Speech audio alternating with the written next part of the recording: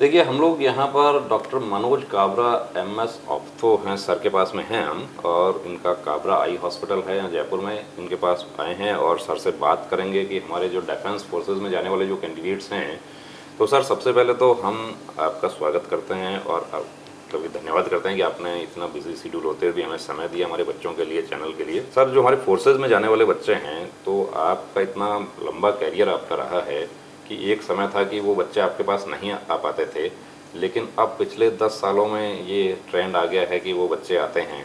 उससे पहले शायद ऐसा नहीं था कि हाँ, ये जो रिफ्रैक्टिव सर्जरी इतने ट्रेंड में नहीं थी। हाँ, रिफ्रैक्टिव सर्जरी अब पिछले 10 साल से ट्रेंड में आई है और रिजल्ट्स इसके इतने अच्छे हो गए हैं कि अभी सभी बच्चों को लगता है कि यदि हम लोग इस प्रोसीजर के थ्रू जाते हैं तो हमारे विजन 6x6 हो जाएंगे और वो कहीं भी डिफेंस फोर्सेस में जाने के लिए एलिजिबल हो जाते हैं। कि जहाँ 6x6 नहीं है, अब किसी कैंडिडेट का 6x नहीं है तो पहले तो ये होता था कि वो अनफिट हो गया, उसके बाद वो कोई दूसरा जॉब ही करता था। हाँ। लेकिन अभी ऐसी स्थिति नहीं है कि 6x6 नहीं है तो उसको हताश होने की जरूरत नहीं है। क्या हमारे पास सॉल्यूशन है और उसको 6x6 करके वो फिट हो जाएगा। तो सर, एक चीज ये बताइए कि 6x6 और 6x9, ये 6 जो है इसमें, इसको लेके बड़ा डाउट रहता है कि 6 जो डिफेंस फोर्सेस में जहाँ भी जाते हैं वहाँ they need a perfect vision. आपका नज़र जो है बिल्कुल अच्छा होना चाहिए। तो जो नज़र का हम लोग लिए क्राइटेरिया रहता है, हम लोगों के स्नेलर्स चार्ट रहता है जिसमें हम लोग विजन रिकॉर्ड करते हैं, उसमें हम लोग 6 मीटर डिस्टेंस पे किसी भी अपने पेशेंट को, क्लाइंट को बिठाते हैं और सामने चार्ट पे जो सबसे नीचे वाली लाइन है उसको रीड करने के लिए बोलते हैं।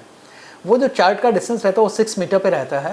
तो उसमें यदि बच्चा नीचे वाली लाइन को क्लियरली रीड कर पाता है तो दैट इंडिकेट्स का उसका विजन 6x6 है। That is absolutely normal vision और यही क्राइटेरिया कहीं भी डिफेंस फोर्सेस के लिए एप्लीकेबल रहता है।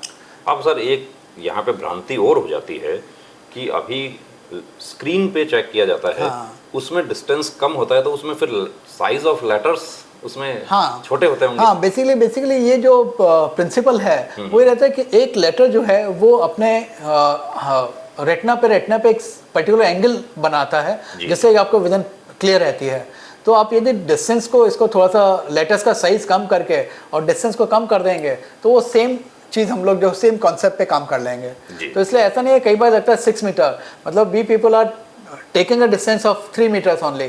तो पहले हम लोग मिरर लगा के इसको काम कर लेते थे कि सामने मिरर लगाते तो वो डिस्टेंस 6 मीटर हो जाता है। पर अभी जो इलेक्ट्रॉनिक चार्ट्स आ गए हैं उसमें क्या है कि उन लेटर्स के साइज को हम लोग वेरी कर लेते हैं, छोटा कर। तो हाँ, तो इसको इलेक्ट्रॉनिक जो चार्ट्स आएंगे उसमें तो क्या है कि इवन आप 2-3 मीटर पे भी इन चार्ट्स को अकॉर्डिंगली एडजस्ट कर लेते हैं। आपको लगा कि आपके साइज यदि 2 मीटर है, 2 मीटर है रूम की साइज, तो उसमें भी इलेक्ट्रॉनिक चार्ट्स फिट हो जाते हैं कि उनको जो साइज है वो पहले से छोटा कर देते हैं कि उस डिस्टेंस पे भी वो विजन का जो क्राइटेरिया है वो 6x6 मेंटेन हो जाए। जी सर, ऐसी भी स्थिति होती है कि जिसमें किसी बच्चे का लेजिक, लेजर, कॉन्टूरा, पीआरके ये सब नहीं किया जा सकता। ऐसा होता है किसी कैंडिडेट के साथ नहीं किया जा सकता? क्या रीजन होता है उसका? लेसिक क्या रिफ्रैक्टिव सर्जरी जो हम लोग करते हैं इसमें हम लोग कॉर्निया के कर्वेचर को रीशेप करते हैं। जो कॉर्निया के कर्वेचर को रीशेप करने के लिए सबसे जरूरी चीज़ है कॉर्निया की थिकनेस। यदि किसी भी की कॉर्निया की थिकनेस कम रहती है तो ये प्रोसीजर एडवाइजेबल नहीं रहता है। कॉर्निया की थिकनेस 450 से ज़्यादा होनी चाहिए। 450 से कम होती है तो ये 450 माइक्रोन जो रहती है उससे कम रहती है तो ये प्रोसीजर बिल्कुल भी एडवाइजेबल नहीं है। 450 के ऊपर होना जरूरी है और उसमें भी फिर इसके साथ में कॉर्निया का curvature is again important thing. यदि किसी का एबनॉर्मल कर्वेचर है या एक स्पेसिफिक डिजीज प्रोसेस रहता है, we call is a keratoconus, जिसके अंदर कॉर्निया एबनॉर्मली टेढ़ा होने लगता है, तो ऐसे केसेस भी रिफ्रैक्टिव सर्जरी या लेसिक के लिए एडवाइजेबल नहीं है। यदि ऐसा कुछ है जहाँ पे ये लगता है कि हम लोग पेशेंट को लेसिक या रिफ्रैक्टिव सर्जरी जो हम लोग कॉर्निया के कर्वेचर को रिशेप कर गए वो नहीं हो सकती है, तो फिर ऑल्टरनेट मेथड्स आजकल अवेलेबल हो गए हैं जिसमें एक रहता है कि हम लोग फेकिक आईओएल्स कहलाते हैं, ICL। उसमें जो नेचुरल लेंस है उसके ऊपर हम लोग ऑपरेट करके आर्टिफिशियल लेंस को प्लेस कर देते हैं और उससे विजन आपका बिल्कुल नॉर्मल आ जाता है 6x6। उस प्रोसीजर में भी ऐसा रहता नहीं है, it's a very simple procedure, पर ये कि हाँ इसको हम लोग ऑपरेट करके लेंसेज को फिट कर देंगे, वो आपके लाइफ लॉन्ग बना रहेगा। जी सर, ये एक different types of correctional surgeries हैं। अब जैसे इसको हम लोग तो साधारण भाषा में बात करें तो कि लेज़र करवा लो या लेजिक करवा लो, लेकिन अब आपकी भाषा में बात करेंगे तो LASIK, laser, Contoura, PRK, SMILE, ICL, तो ये सब क्या मतलब डिफरेंट टाइप्स ऑफ मशीन्स होती हैं या डिफरेंट टाइप्स ऑफ प्रोसीजर है उसका?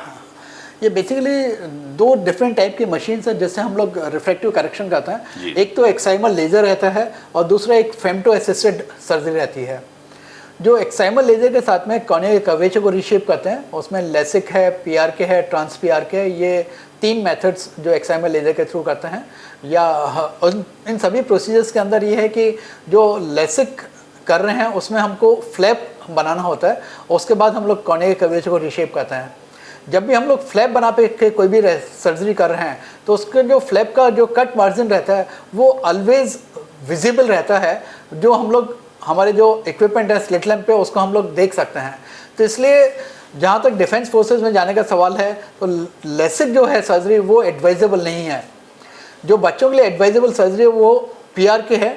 पीआरके के अंदर हम लोग कॉर्निया के एपिथेलियम को हटाते हैं, उसके बाद में कॉर्निया के कर्वेचर को रीशेप करते हैं एक्साइमल लेज़र से। जो कॉर्निया के एपिथेलियम है वो दोबारा वैसे के वैसे ग्रो कर जाती है और उस केस के अंदर आपको ये पता नहीं चलता है कि आपने कहीं भी कोई प्रोसीजर चश्मा हटाने के लिए करवाया था। तो इसलिए जो बेस्ट प्रोसीजर है वो पीआरके है। और पीआरके में भी जो नया डेवलपमेंट अभी हुआ है वो है ट्रांस पीआरके। पहले जब हम लोग पीआरके करते थे उसमें हम लोग कॉर्निया के एपिथेलियम को मैन्युअली हटाते थे, उसके बाद में उसको रीड करते थे तो काफ़ी लंबा टाइम हीलिंग में लगता था।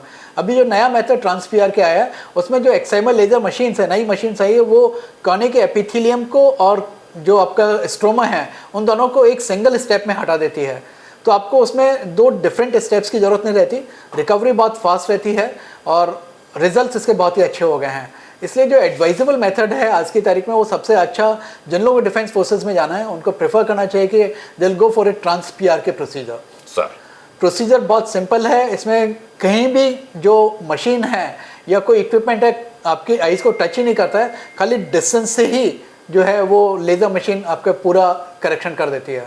तो पेशेंट को कोई पेन नहीं होता, कुछ महसूस नहीं होता, उसको पता भी नहीं चलता है कि मेरा कोई रिफ्रैक्टिव सर्जरी हुई या प्रोसीजर हुआ है। That is the best method आज के सिनेरियो में ट्रांस पीआरके। अच्छा सर, ये तो हमारा करेक्शनल सर्जरीज हो गया। कुछ हमारे बच्चों को जो पॉइंट्स मिलते हैं जैसे कि कन्वर्जेंस इनसफिशिएंसी या स्क्विंट, तो वो एक ही है दोनों? नहीं, कन्वर्जेंस इनसफिशिएंसी और स्क्विंट अलग है। स्क्विंट में तो जो आइज़ का अलाइनमेंट है वो सही नहीं रहता, तो उसमें हम लोग उसको ऑपरेट करके ठीक किया जा सकता है और उसके में भी बहुत इजी प्रोसीजर है। मसल्स को हम लोग अलाइन करके और उनका अलाइनमेंट ठीक कर देंगे तो जो आँख का टेढ़ापन है वो ख़त्म हो जाएगा। और जो कन्वर्जेंस इनसफिशिएंसी है उसमें जो आपकी पढ़ने की जो ताकत रहती है आँखों की वो थोड़ी सी कमज़ोर रहती है।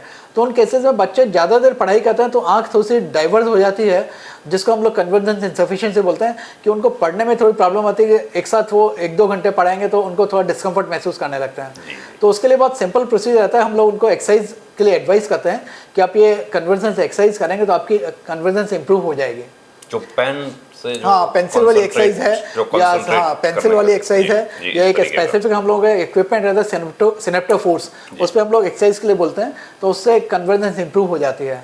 तो वो तो बहुत सिंपल प्रोसीजर है, उसके लिए बच्चों को कोई परेशान होने की जरूरत नहीं है किसी भी तरह से। एक सर होता है कि टॉसिस, कि टॉसिस का भी पॉइंट बन जाता है। टॉसिस भी कई बार कंजेनाइटल एब्नॉर्मलिटी रहती है कि बच्चों की पलक जो है वो दोनों में अनइक्वल सी रहती है, एक पलक थोड़ी सी ड्रूपिंग है, छोटी है, तो उसको भी सर्जिकली हम लोग ऑपरेट करके ठीक कर सकते हैं। दवाइयों से उसका कोई ट्रीटमेंट नहीं है, पर ptosis correction can be done surgically और बहुत अच्छे रिजल्ट्स हैं इसके। ये एक सर टेरिजियम जो है वो कि वो तो कि अंदर से यहाँ से शुरू होगा और बढ़ता रहेगा, कि प्रोग्रेसिव टेरिजियम कंजक्टिवा है वो कॉर्निया पे ग्रो करने लगता है, उसको हम लोग टेरिजियम बोलते हैं।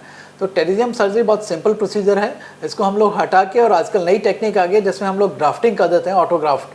तो ऑटोग्राफ्ट के बाद में टेरिजियम का ग्रोथ नहीं रहता है और ये बहुत ही अच्छे रिजल्ट्स आ गए हैं, क्योंकि डिफेंस फोर्सेस में वो लोग चाहते हैं कि इस तरह का कोई होना नहीं चाहिए कि आगे जाके आपको प्रॉब्लम्स डेवलप हो, कोई भी चीज़ कॉर्निया पे ग्रो करे, आपकी नज़र कमज़ोर हो जाए, तो उनका ये ऑलवेज पॉइंट रहता है। और pterygium it's a simple surgery that can be done, आप सेफली करवा सकते हैं उसको। सर ऐसा ही एनिसोकोरिया पॉइंट मिलता रहता है बच्चों को, बहुत रेयर होता है, तो वो क्या है कि साइज ऑफ कॉर्निया? नहीं, साइज ऑफ द प्यूपिल। अच्छा, जो अंदर पुतली की साइज रहती है वो दोनों एज में डिफरेंट हो सकती है, उसको हम लोग एनाइसोकोरिया बोलते हैं। कि नॉर्मली प्यूपिल अपना जो है लाइट के साथ में रिएक्ट करके और छोटी हो जाती है, और जब डार्क होता है प्यूपिल डायलेट हो जाती है। पर कुछ बच्चे ऐसे रहते हैं एनाइसोकोरिया, उसमें ज़्यादातर तो ऐसा है कि जहाँ बच्चों के यदि कभी छोटेपन में कभी चोट लग गई हो किसी वजह से, तो जो आई को पीपल को कंट्रोल करने में मसल रहती है आइरिस स्फिंक्टर, वो ब्रेक हो जाता है, तो उसकी वजह से पिपल साइज में डिफरेंस आ जाता है। तो नॉर्मली बच्चों को या किसी को ऐसी प्रॉब्लम नहीं रहती है, पर क्योंकि मेडिकली कई बार रहता है कि दोनों साइज का इक्वल है, तो वो लोग एक सर कलर विजन को लेकर बहुत डाउट है कि कलर विजन तो जन्मजात है। हाँ, और ये तो इसके तो वाहक जो हैं वो महिलाएं होती हैं। कि बच्चा भी बड़ा नाराज हो जाता है कई बार अनफिट होने के बाद अपनी मदर पे कि ये तो आपकी तरफ से आया है। नहीं है ऐसा कुछ नहीं है, पर हाँ it's definitely congenital anomaly, hereditary factor रहता है। पेरेंट्स में किसी को भी कलर विजन की प्रॉब्लम है तो बच्चों में आ सकती है। कलर विजन कंजेनिटल एनोमली है, उसका कोई इफेक्टिव ट्रीटमेंट नहीं है किसी भी तरह का। हाँ, पर यदि पार्शियल कलर विजन आपके ब्लाइंडनेस है तो आप चीज़ों को इम्प्रूव कर सकते हैं। आप रेगुलर जैसे स्पेसिफिक कलर्स के प्रैक्टिस करें और करें तो इम्प्रूव कर सकते हैं। पर यदि टोटल कलर ब्लाइंडनेस तो उसका कोई भी ट्रीटमेंट नहीं है।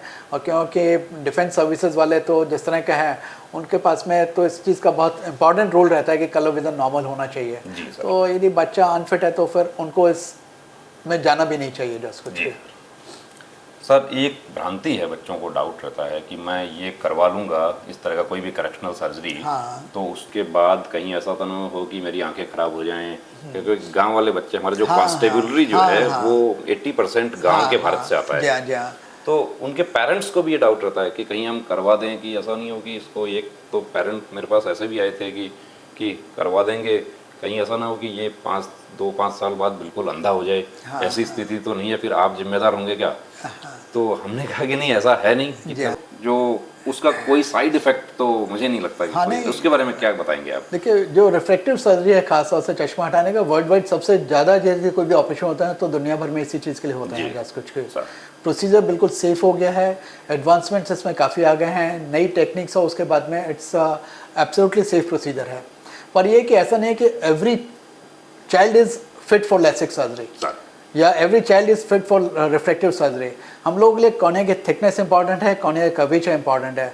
हम लोग पूरी जांच करने के बाद ही करते हैं। तो इसलिए यदि हम लोग किसी को आपको बोल रहे हैं कि कर देंगे तो इट मीन्स कि यदि वो फिट होगा तो ही करेंगे, अदरवाइज नहीं करेंगे जी। तो ये सारी चीज़ें उसका कंप्लीट चेकअप करने के बाद में ही हम लोग सारे पैरामीटर्स को मशीन में डालते हैं। और मशीन के जो भी हैं सारी AI गाइडेड हो गई आजकल जितनी भी मशीन्स हैं सारी, जो भी हम लोग यहाँ पे सारा आपका फीड कर रहे हैं, सेम डेटा मशीन में यहाँ से जाएगा और उसके अकॉर्डिंगली होगा। तो इसमें जहाँ तक ऐसा रहता है कि मैनुअली हम लोग कुछ कर रहे हैं, ऐसा कुछ भी नहीं है। थिंग्स आर सो प्रेसाइज कि आपके जो भी हम लोग सारी चीज़ें डेटा फिक्स कर रहे हैं वो सारा वैसे की वैसे डेटा AI गाइडेड रहेंगे और वो मशीन उसको करेक्ट करेगी। आप सर जो हमारे डिफेंस एस्पिरेंट्स हैं जो भर्ती होना चाहते हैं, वर्दी पहनना चाहते हैं, कि युवा जो है उसको आप क्या सजेस्ट करना चाहेंगे कि एक तो मेडिकल नज़दीक आ जाता है तब उसको पता चलता है, कहीं चेक करवाता है, या पहले से ही चेक करवा के अपनी तैयारी, जैसे वो पढ़ाई करता है फिजिकल की तैयारी करता है वैसे उसको अपना भी चेकअप भी करवा रहे हैं? भी हम लोग वैसे भी ये मान के चलते हैं कि जो आई वाला चेकअप है, इट्स स्कूल गोइंग एज में ही eye checkup is very important. काफ़ी सारी ऐसी चीज़ें रहती है जो हम लोग अर्ली स्टेज पे डिटेक्ट कर लेते हैं, उनका ट्रीटमेंट पॉसिबल है। यदि हम लोग अर्ली स्टेज पे डिटेक्ट नहीं कर पाते हैं तो उसके लिए फिर हम लोग लाइफ में कुछ भी नहीं कर सकते। लाइक दोनों आइज में जैसे नंबर में डिफरेंस रहता है, वी कॉल इज एनाइसोमेट्रोपिया। यदि एनाइसोमेट्रोपिया वाली प्रॉब्लम 6-8 साल तक प्रेफर रहती है बच्चे के एज के, तो फिर दोनों आइज में मतलब एक आंख जिसमें नंबर जाता है वो लेजी हो जाती है। इस चीज़ को यदि हम लोग अर्ली डिटेक्ट कर लें और पेशेंट को प्रॉपर नंबर दे दें, प्रॉपर ग्लासेस बना लें, उसको हम लोग एडवाइस करते हैं उस हिसाब से फॉलो करें तो विजन इंप्रूव हो जाएगी।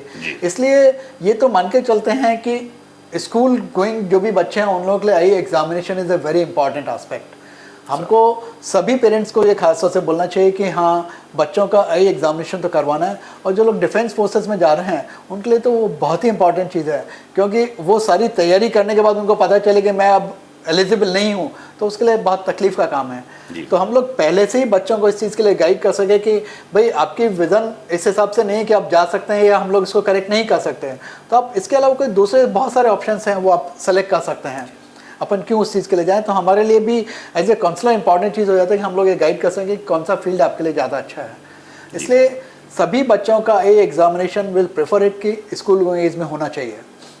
सर बहुत बहुत धन्यवाद सर, आपने इतनी अच्छी जानकारी दी। थैंक यू अमित जी, बहुत अच्छा लगा आपसे मिलके।